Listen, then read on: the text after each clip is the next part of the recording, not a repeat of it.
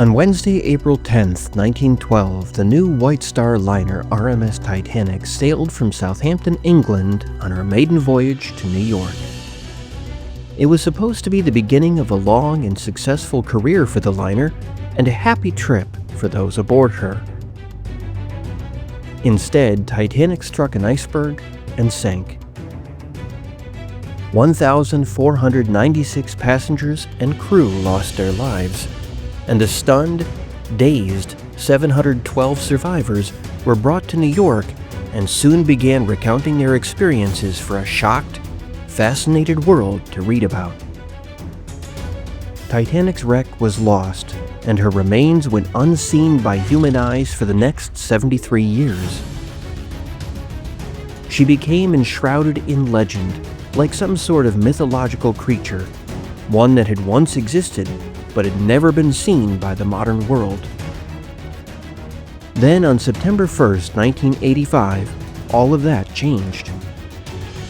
On the 40th anniversary of the discovery of Titanic's wreck, we look back on the expedition that found the wreck, how that discovery and the exploration of the site has shaped our knowledge of the disaster, and what may lie ahead.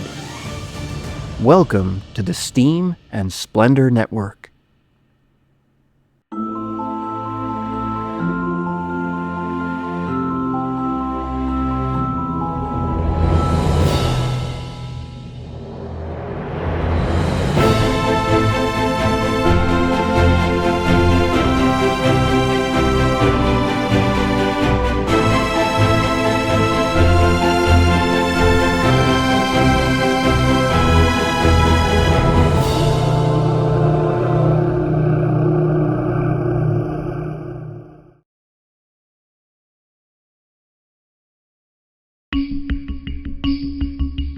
In the North Atlantic, nearly 1,100 nautical miles east of New York and over 600 nautical miles east-southeast of Halifax, Nova Scotia, a 279-foot-long, blue-hulled research vessel named RV Noor was meandering around the ocean, cutting back and forth, east and west, slowly making its way northward.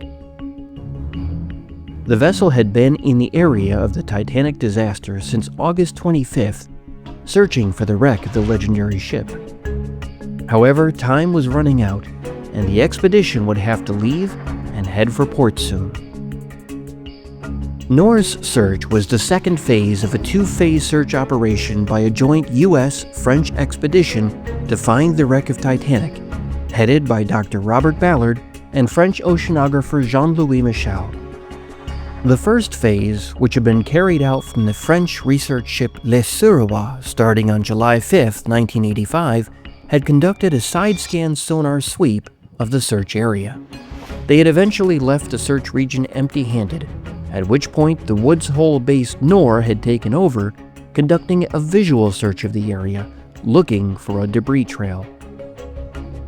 What only became known years later is that the 1985 expedition's main goal was not to find the wreck of Titanic. Instead, that main goal was actually to document the wrecks of two nuclear-powered U.S. Navy submarines, USS Thresher and USS Scorpion, which had sunk in April 1963 and May 1968, respectively. Only once those surveys were completed was Ballard's expedition able to focus on locating Titanic's wreck, a personal dream that he had held for years.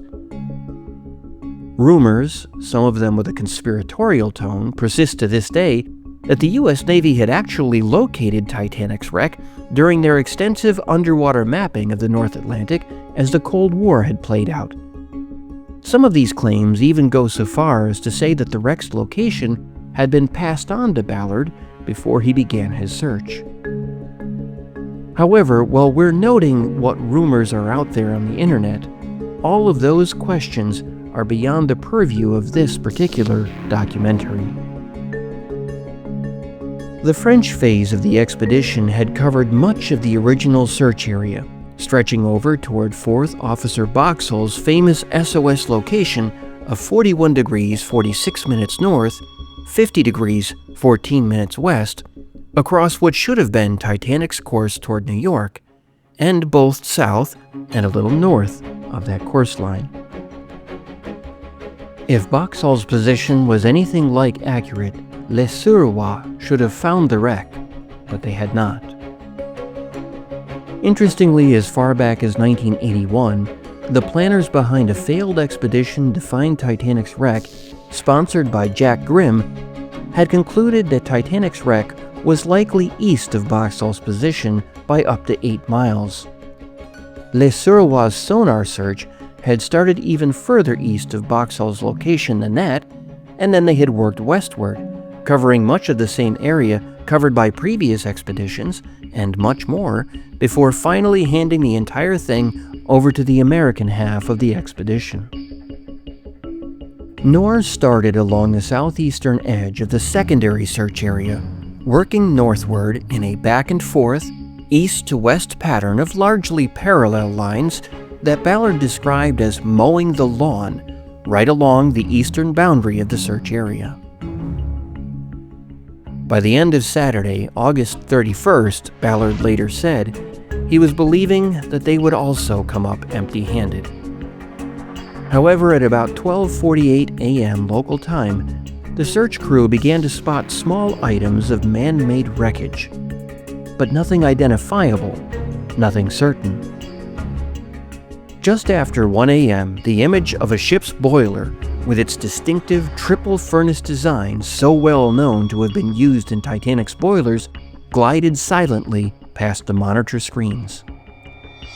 The control room erupted in cheers. Titanic had been found. With incredible swiftness, the media broke the news worldwide. For days afterwards, the headlines were plastered all across the television news stations and newspapers of the world, and suddenly, Titanic was being seen by the public for the first time in 73 years. Titanic had stepped out of the shadows of legend and into vivid reality. In the years since, Titanic's wreck site has been visited by an amazing array of expeditions. It has been filmed, photographed, and documented with incredible precision, and even the decay rate and changes visible on the wreck itself have been documented in the 40 years since 1985. As we look back 40 years on from the discovery, what have we really learned? The short answer is, a lot.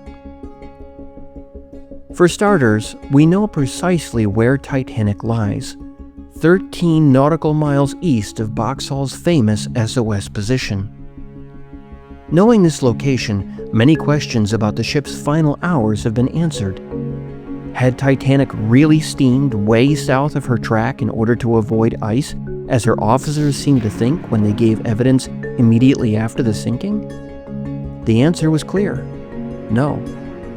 And with that answer, the math has come into focus on the ship's movements from noon on April 14th up to the moment of the collision and then through to the final sinking.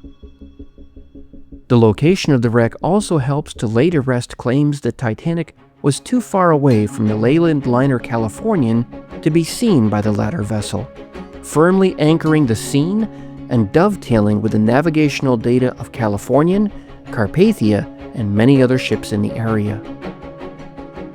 It's also become abundantly clear that Titanic had broken up as she sank, precisely as many eyewitnesses said she had. In point of fact, only a handful of survivors had later said that Titanic sank without breaking, but in this, they were far outweighed by a majority who were very clear about what they had seen that night.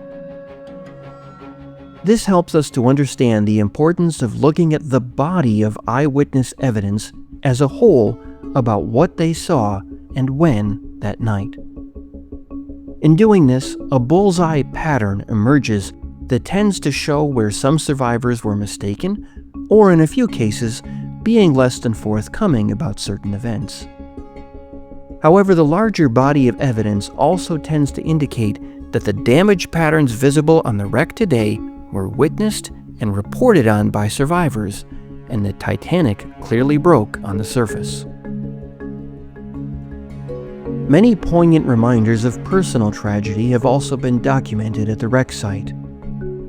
Intense interior surveys of the wreck have pinpointed dozens of subtle differences between Titanic and her older sister ship Olympic that prove beyond a shadow of a doubt that the two ships were not switched as part of an insurance scam. Each of these discoveries furthers our knowledge about Titanic, not just as a blank stage upon which history played out, but as a ship that once was filled with life, real people, warmth, music, and excitement. In the years to come, much more is sure to be learned and made available to the public from studying the wreck site about Titanic herself and about those who were aboard for her maiden voyage 113 years ago. However, this chapter of Titanic's history, the moment that she stepped out of the history books, out of the cover of darkness, and became a living reality, began in the early morning hours of September 1st, 1985, some 40 years ago.